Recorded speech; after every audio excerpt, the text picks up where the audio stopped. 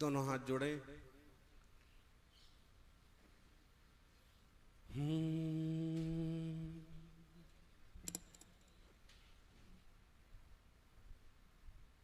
जय बोलिए आदिम तीर्थेश्वर आदि विधाता देवाधिदेव महादेव ऋषभदेव भगवान की। जोर से अष्टम तीर्थेश्वर चंद्रप्रभ भगवान की।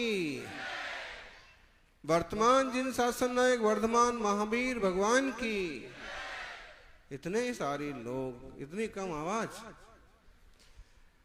आचार्य श्री आदि सागर महावीर कीर्ति विमल सागर जी महाराज की। तपस्वी सम्राट गुरुदेव आचार्य श्री सन्मति सागर जी महाराज की। बोलिए परम पूज्य चतुर्पट्टाधीश श्री श्रोमणी राष्ट्र गुरु आचार्य भगवान श्री सुनील सागर जी गुरुदेव की जयकारा गुरुदेव का। दरिया किनारे बैठा करो, सागर किनारे बैठा करो, कोई ना कोई लहर तो आएगी। सागर किनारे बैठा करो, कोई ना कोई लहर तो आएगी। भले ही ना मिले हीरे और मोती, कम से कम सूरत तो धुल जाएगी। कम से कम सूरत तो, सूरत वालों सागर किनारे बैठा करो, दरिया किनारे बैठा करो।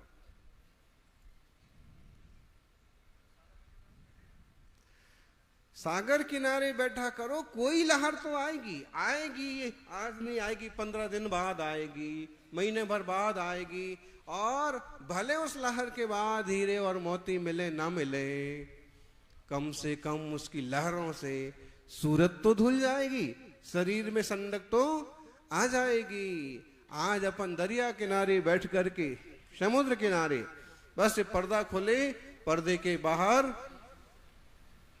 500 मीटर पर समुद्र है। और समुद्र किनारे बैठ करके अपन भगवान जिनेंद्र का मंगलमय महा कल्याणकारी पंच कल्याणक प्रतिष्ठा महोत्सव कर रहे। गर्भ कल्याणक का पूर्वार्ध है। इस पूर्वार्ध में आप देखिए तो क्या गजब होता है। तीर्थंकर प्रभु की महिमा गरिमा, देवता भी धरती पर उतर आते हैं।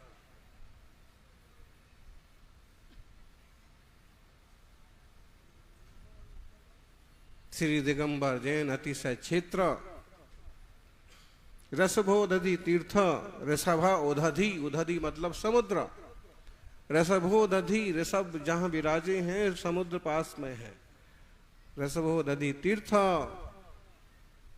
रत्न दीप, जिसे आजकल बोलते हैं घोघा, भावनगर गुजरात।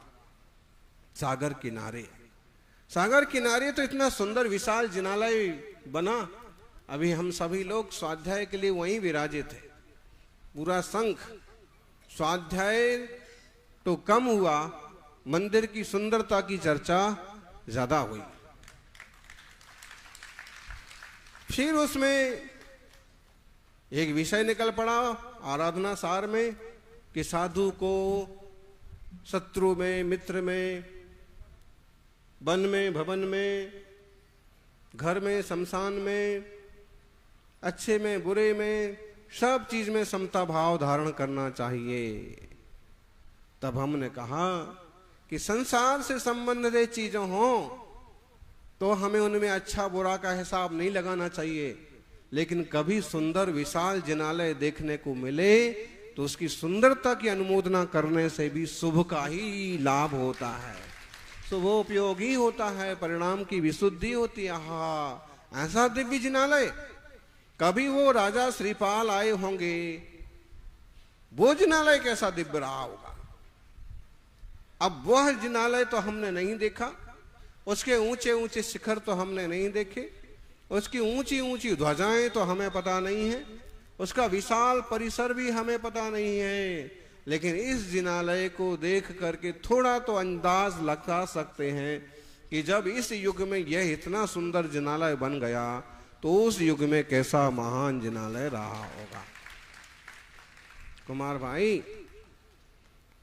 करने से काम होते हैं और भजने से भगवान मिलते हैं। सागर किनारे बैठा करो, जरूरी नहीं कि हीरे और मोती मिल जाएं, सूरत धुल जाए वही बहुत बड़ी बात है।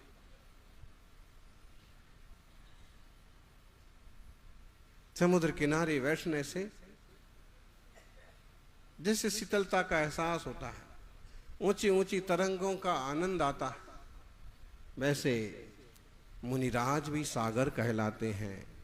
और मुनिराज रूपी सागर के पास जब बैठते हैं तो जन्म जन्म से लगे हुए विकारों के मल भी धुल जाते हैं। सागर की लहरों में चेहरा धुलेगा, शरीर का मैल धुलेगा, लेकिन सन्मति सागर की लहरों में आत्मा धुल जाएगा, विकार धुल जाएंगे, विकार मिट जाएंगे। विमल सागर की लहरों में, विमल तो नाम ही विमल है,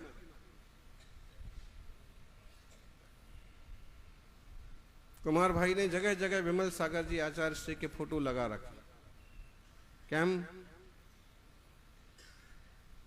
ऐसे अद्भुत तपस्वी संत कि जिनने हाथ उठा दिया और कोई रास्ता बता दिया, उस जीव का तो उत्थान होने ही वाला है।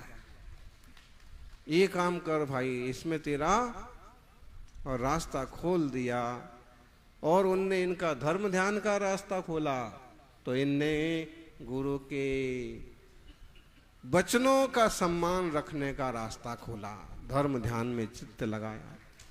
भावनगर में भले गिनती के परिवार हैं, तो कहाँ गए कुबेर, सौधर्म कुबेर अभी हमारे पास निवेदन करने आए और आके बोले चलो महाराज, चालू है महाराज। हमने कहा कोई मंत्र तो बोलो।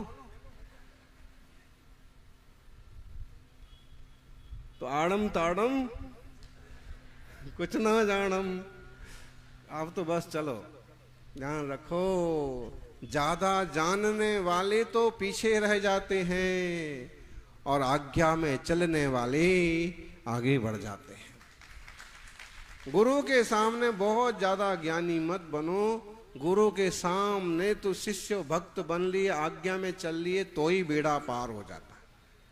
गुरुवर तपस्वी सम्राट कहते थे कि देखो भाई, गुरु के आगे और घोड़े के पीछे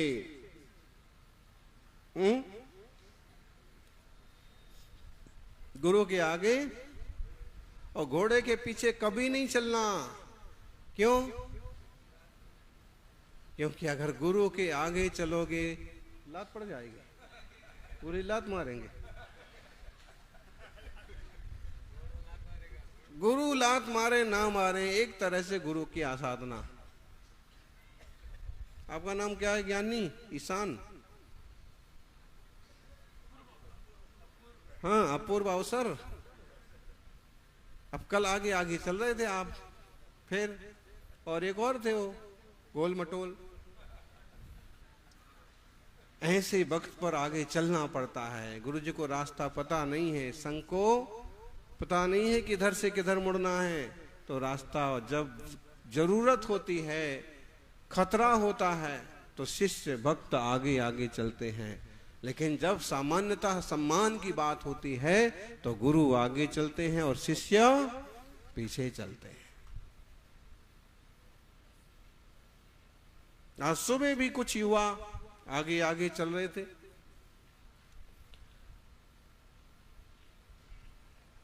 आगे चलने में दो अभिप्राय, एक तो हम अपने आप को फोकस करना चाहते हैं और दूसरा हम रक्षा के भाव से चल रहे हैं। जैसे आज चल रहे थे, ठंडी हवा चल रही थी, तो कुछ युवाओं ने एक पंक्ति बना ली, लाइन बना ली। अब वो आगे की हवा डायरेक्ट मुनि महाराज को नहीं लगेगी। अब क्या कर रहे हैं उसमें, क्या अगर आपने विवेक लगाया तो वही पुण्य बन जाता है, और अविवेक से किया तो वही गड़बड़ बन जाता है। निश्चित रूप से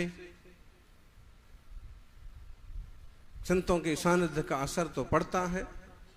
महाराज श्रीपाल को सागर की तरंगों में हाथ पांव पटकते वक्त, तैरते वक्त जो जिनालय की ध्वजाएं दिखी, वो संस्कार उनके मीना सुंदरी के सानिध्य में तो आए, लेकिन उनके और पहले से अपने माता पिता के संस्कार भी थे। उसकी दृढ़ श्रद्धा और तब ज्यादा हो गई कि जब भगवान जिनेंद्र की सिद्धों की आराधना से और उनकी व्याधि दूर हो गई, 700 कोड़ियों का कुष्ठ दूर हो गया, तो वहां जब वह धवल सेठ वाला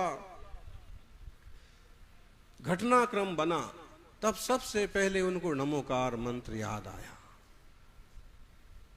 सबसे पहले। और नजरें अगर कहीं ढूंढ रही थी तो कहीं मंदिर का शिखर दिखे।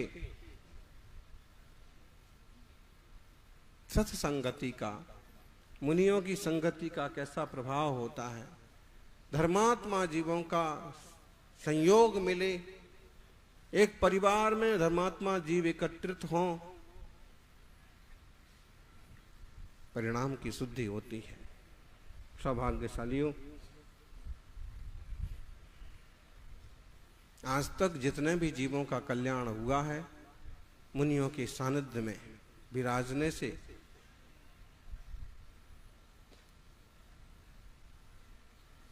महाराज श्रीपाल का पूर्व भाव उठा के देखिए आप। हम यहां कहते हैं सिद्ध चक्र की मंगलकारी आराधना करने से वो, लेकिन श्वेतांबर बंधुओं में प्रचलन में है कि 9 पद की ओली के उपासक। 9 पद, 9 पद कौन से? अरहंत, सिद्ध, आचार्य, उपाध्याय, साधु, सम्यक दर्शन, सम्यक ज्ञान, सम्यक चारित्र, सम्यक तप। ये 9 पद, 9 पद की उपासना करने से उनको इतनी बड़ी समृद्धि मिली। पिछले भाव में इसी जीव ने गलत संगति में, गलत मित्रों के चक्कर में अहंकार के बस होकर के मुनि का अपमान किया था। बड़ा खतरनाक होता है। मुनिराज को आप अग्नि समझो। क्या महाराज जी अग्नि क्यों समझे हम? क्या वो जला के राख कर देंगे क्या? नहीं, अग्नि इसलिए समझो कि अग्नि होती है तो एनर्जी मिलती है, ऊर्जा मिलती है, लाइट मिलती है, भोजन पक जाता है और तृप्ति मिल जाती।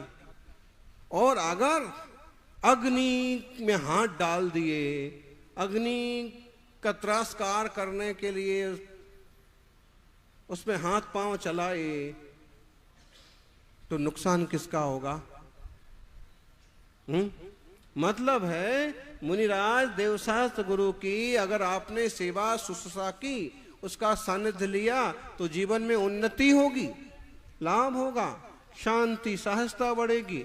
लेकिन अगर अपमान कर दिया, आसाधना हो गई, वही आश्रम बंध में कारण बन जाता है।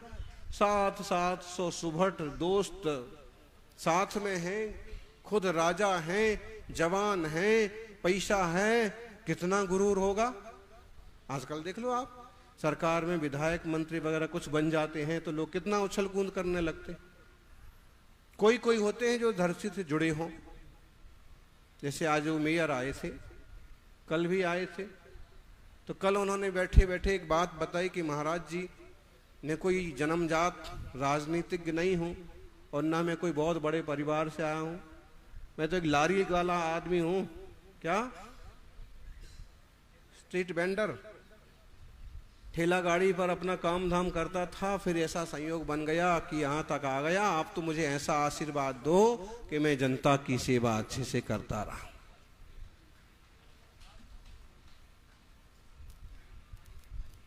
फिर बताया, उसको लाल किले वाली पुस्तक दी तो उसने कहा कि मैं भी लाल किले पर गया था। विज्ञान भवन वाली पुस्तक मिली तो बोले मैं विज्ञान भवन में मेरे राष्ट्रपति पुरस्कार मिला था मुझे, अमुक जल योजना वगैरह के संबंध में। जो भी है, लेकिन अगर विनम्रता एक साथ तीन तीन चीजें मिल जाएं, अगर धन भी हो, पद भी हो, शक्ति भी हो, तो व्यक्ति संतुलित नहीं रह पाता है। युवाओं, संतुलित नहीं रह पाता है, कुछ ना कुछ बीमारी पैदा हो जाएगी। और अगर ऐसा व्यक्ति संतुलित रह गया तो समझ लो इससे बड़ा पुण्यात्मा कोई दूसरा नहीं है। धन भी है, पद भी है, शक्ति भी है, फिर भी एकदम सादा जीवन, उच्च विचार। श्रीपाल तब पिछले जन्म में श्रीकांत कहलाते थे और दिगंबर तपस्वी को देख करके मजाक सूझा। अब शब्द कहे, काला कलूटा कहा, मुनि के शरीर धूप में तप जाते हैं, मिट्टी लग जाती है, भद्दे दिखने लगते हैं केस लॉन्च कर करके, तो ऐसे कुछ भी बोल दिया, कोड़ी तक कह दिया। निमेश भाई, कैसे फलते हैं कर्म, कोड़ी तक कह दिया। और क्या कहा, क्या कहा है? और गंदे शब्द, मतलब है डोम, नीच, और यहां तक कि नदी तालाब में गिरा दिया। मुनिराज के सानिध्य में सागर के किनारे आकर के भी सूरत नहीं धुली। फिर क्या हुआ, फिर महारानी उनकी धर्मात्मा थी, उनने समझाया कि क्या किया आपने, और कहीं मस्ती कर लेते, और कहीं कर्म कर लेते, और किसी से गाली गलौज कर लेते। दिगंबर तपस्वी के साथ ऐसा व्यवहार किया आपने, तो अपने जन्म जन्म बिगाड़ लिए, आप क्या करें। फिर इन्हीं मुनिराज के चरणों में गई, प्रायश्चित वगैरह पूछा, लेकिन जो आश्रव बंध अगर निकाचित पड़ गया, निधत्ती पड़ गया, तो कटता नहीं है।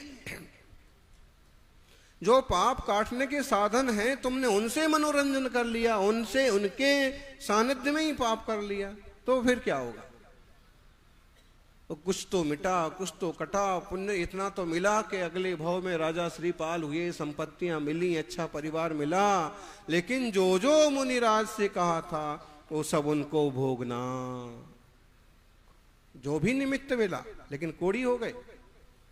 वो 700 वीर जो साथ में थे सुभट, कोई हाथ नहीं लगाया, वो भी वैसे ही हो गए। अनुमोदना की थी ना, यानी उन मुनिराज की सानिध्य का इतना तो फल हुआ, बड़ी दुर्गति नहीं हुई। सागर किनारे मुनिराज के पास बैठने का इतना तो लाभ हुआ कि बड़ी दुर्गति नहीं हुई। अगले भाव में फिर उनको मैना सुंदरी जैसी पटरानी मिली, उनके मार्ग दर्शन में, उनके परामर्श से फिर एक मुनिराज का सानिध्य मिला। फिर बोले, मुनि पुत्री धैर्य धरो, श्री सिद्ध चक्र का पाठ करो। सानिध्य का फल कैसा होता है, जीवन बदल जाता है। संगति अच्छी होना चाहिए, संगति अच्छी होती है तो दुर्गति भी मिट जाती है, संगति बुरी होती है तो दुर्गति भी मिल जाती है। इसलिए धर्मात्माओं का सत्संगी, सत्संग का माहौल आया है। घोघा नगर में ये अद्भुत दिगंबर तपस्वियों का सत्संग और पंच कल्याणक महोत्सव का गुजरात भर के लिए नहीं, पूरे देश के लिए गौरव की बात। आज दिल्ली के श्रावक भी बैठे हैं, मुंबई के भी बैठे हैं, सूरत के खूबसूरत लोग भी बैठे हैं।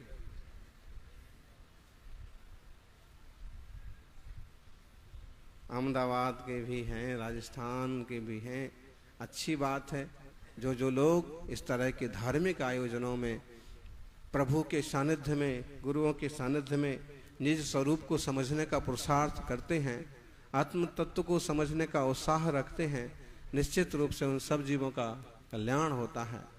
अपन सभी बीतरागी देवशास्त्र गुरु के सानिध्य में निज चैतन्य घन भगवान आत्मा को समझने का सम्यक पुरुषार्थ करें। यह हमारा पुरुषार्थ इस भाव में हो गया तो हो गया, बाकी किसी और भाव का तो कोई अता पता नहीं है। भावनगर वालों, भाव सुधारना है तो भावनगर से निकल करके 5 दिन पूरे घोघा में लगाओ। पता नहीं कौन से पल में, कौन से क्षण में परिणामों का उद्रेक हो और अत्यंत असंख्यात गुणी कर्मों की निजरा हो। सभी इस कर्म निजरा के श्रेष्ठतम मार्ग में बढ़े और हमारा आत्मा भी प्रभु हो, परमात्मा हो, यही मंगल भावना। जय बोलिए। पूरा कर देते, खत्म कर देते, है ना। 5:15 बज गए और अब 6 बजने में सिर्फ पौन घंटा। कुमार जी 2 दिन शाला वालों को बता देने का 6, 6:15, 6:30 पर टोटल लॉक हो जाना चाहिए, क्योंकि इतना बड़ा आयोजन करने बैठे हैं और उसमें फिर उल्टा सुल्टा चले, कुछ भी खाकी लोग आ जाएं, रात को खाने लग जाएं, मनमानी करने लग जाएं, आचार विचार हैं। तो सभी के आचार विचार सब व्यवस्थित रहें और सब एक दूसरे का सम्मान रखते हुए, वात्सल्य रखते हुए इस महामंगल कार्यक्रम का लाभ लें। जय बोलिए 24 तीर्थंकर भगवान की। बोलिए परम पूज्य चतुर्पट्टाधीश श्री शिरोमणि राष्ट्र गुरुआचार्य भगवान श्री सुनील सागर जी गुरुदेव की। विराजमान चतुर्विध आचार्य संघ के महानुभावों, अभी पूज्य गुरुदेव की मंगल में आरती होगी। आरती के बाद सबको भोजन पाल अल्पाहार के लिए यहाँ पर छुट्टी दी जाएगी और शाम को सभी महानुभावों को मंदिर के पास 6:15 बजे पहुंचना है। 6:15 बजे वहां पर जुलूस प्रारंभ हो जाएगा और यहाँ पर झंडारोहण पर भेड़ी ताड़न की विधि होगी। जितने भी वादित्र वाले, बैंड वाले हैं, सबको बोलना यहाँ पर झंडारोहण पे रोकना है। 7 बजे सभी इंद्र इंद्राणी, मंडलेश्वर राजा महाराजा सबकी राजसभा और इंद्र सभा गर्भ कल्याण के पूर्व दृश्यों के कार्यक्रम होंगे। इसलिए सबको 7 बजे यहाँ पर सुंदर से सुंदर वस्त्रों में यहाँ पर उपस्थित रहना है। तो और हमारे सनद भाई कलाकार को आप मिलकर के जाएंगे। क्या क्या बोलना है आपको, कौन कौन से प्रश्न है, क्या पहन के आना है, साहब आपको समझाएंगे। ठीक है। और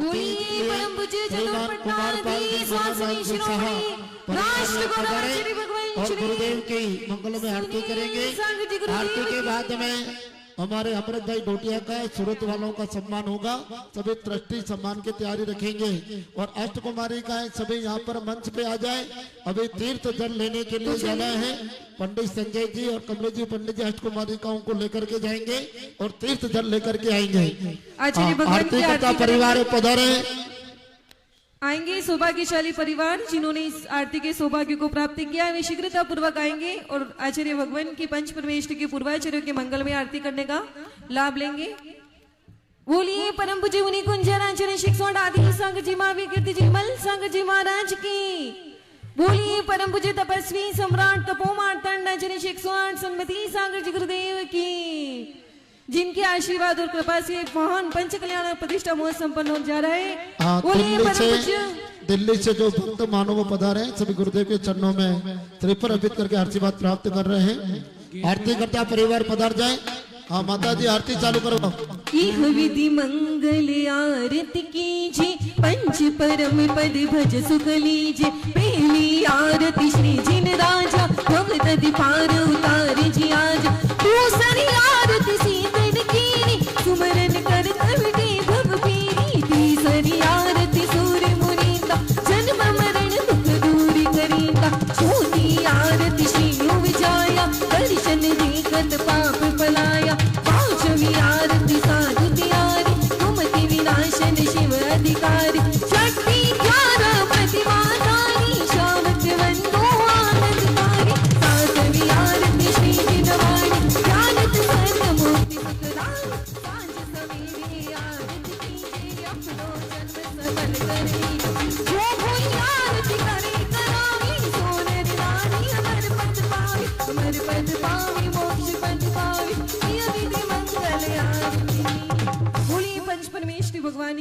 आएंगे पूर्वाचार्यों की बड़ी भक्ति के साथ मंगल में आरती करेंगे।